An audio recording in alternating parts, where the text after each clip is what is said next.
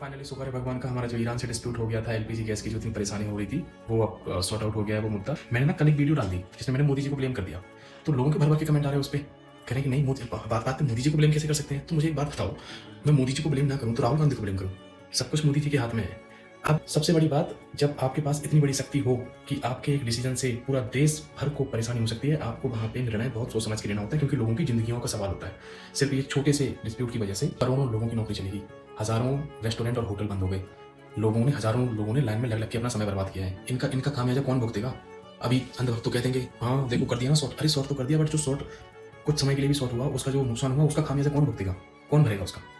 इसके लिए किसी के पास जवाब नहीं है, ना कोई सुनने को तैयार है। अब सबसे बड़ी बात ये बताओ कि ईरान और इजराइल की लड़ाई हो रही, तुम्हारा क्या लेना देना है? तुम बड़ी लकड़ी क्यों उठा रहे हो? तुम्हें ईरान से भी काम निकालना है, इजराइल से भी काम निकालना है, तुम सिर्फ वहां पे इसलिए खड़े हो क्योंकि वहां पे ट्रंप है।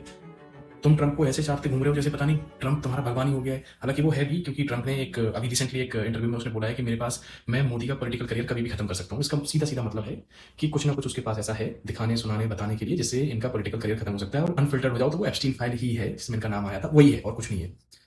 क्योंकि तुम मरे जा रहे हो, वो जैसा कह दे रहा है तुम कर ही वैसा रहे हो। टैरिफ डील का देख लो, 18% पे टैरिफ डील हुई है, यानी अगर मैं भारत से कुछ सामान वहां बेचता हूं तो वो अमेरिका में बिकेगी 118 रुपए की, कौन खरीदेगा उसे? कोई भी नहीं। और अमेरिका से कुछ सामान भारत में आता है अगर वो 100 रुपए का, तो वो यहाँ पे 100 रुपए का ही बिकेगा, उस पर कोई टैरिफ नहीं है। ऐसा क्यों?